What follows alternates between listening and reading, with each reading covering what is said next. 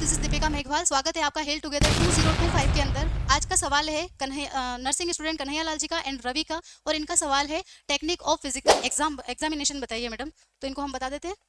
सबसे पहले हम बात करते हैं कि फिजिकल एग्जामिनेशन की टेक्निक कितनी होती है। आज तक हम पढ़ते आए हैं फिजिकल एग्जामिनेशन की 4 टेक्निक होती है। इंस्पेक्शन, पाल्पेशन, परकसन, ऑस्कल्टेशन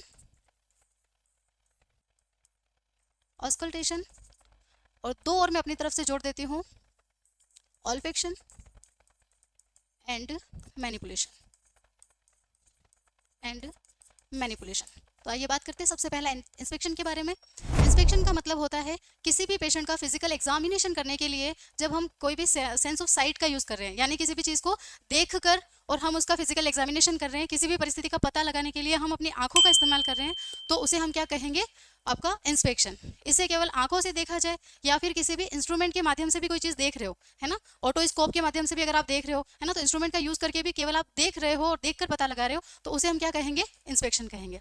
दूसरा आता है आपका पाल्पेशन, यानी किसी भी चीज़ को छूकर आप पता करने की कोशिश कर रहे हो। जैसे कि बॉडी टेम्परेचर आपको पता करना है, उसके लिए आपको क्या करना पड़ेगा?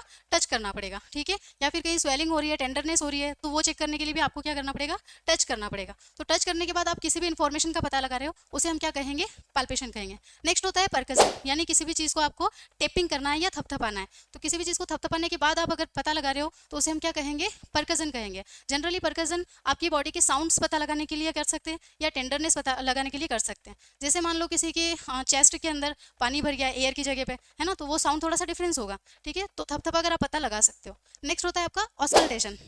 ऑस्कल्टेशन भी जनरली बॉडी के साउंड पता लगाने के लिए होता है, लेकिन यहाँ पर हम बेसिकली स्टेथोस्कोप का यूज़ करते हैं। जैसे एब्डोमिनल साउंड हो गया, है ना, फॉर एग्जांपल आपके अगर कोई बोन के अंदर आप टैपिंग करेंगे या बोन के अंदर अगर आप टच करने की कोशिश करेंगे, तो वहाँ पर आपको कैसा साउंड होना चाहिए? फ्लैट साउंड होना चाहिए, ठीक है। अगर टिश्यू के अंदर, सॉफ्ट टिश्यू के अंदर अगर आप टच कर रहे हो, तो वहाँ पर आपको कैसा साउंड आना चाहिए?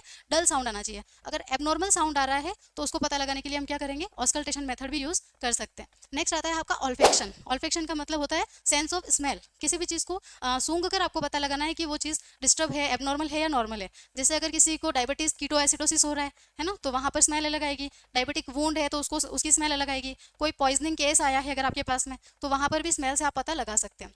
लास्ट वन इज मैनिपुलेशन, यानी भी किसी भी चीज़ का फ्लेक्सिबिलिटी आपको चेक करके पता करनी है। जैसे कोई पेशेंट आपके पास में है फ्रैक्चर का, है ना, तो आप मैनिपुलेट करेंगे, उस पार्ट को क्या करेंगे? मूवमेंट करवाएंगे और मूवमेंट करके पता लगाएंगे कि उसमें कोई एबनॉर्मलिटी है या नहीं है। तो इस प्रोसेस को हम क्या कहेंगे? मैनिपुलेशन। अधिक जानकारी के लिए फॉलो करें hill together 2025। Thank you so much.